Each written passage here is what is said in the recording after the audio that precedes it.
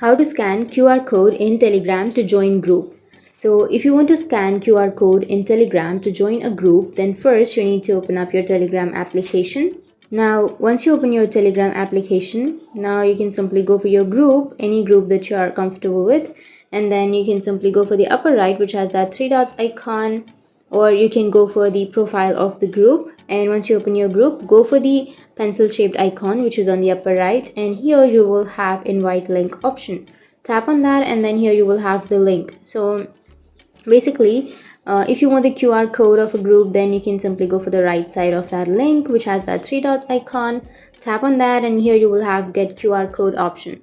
Go for QR code, and here you will have your QR code, right? So if you have received this kind of QR code on your chats, and if you want to join a group, then what you can do is simply take a screenshot of that QR code that you have received. And once you've taken the screenshot, now you can open up your Google Lens. So here I have uploaded this photo on Google Lens, and once it's uploaded, here you will have the link.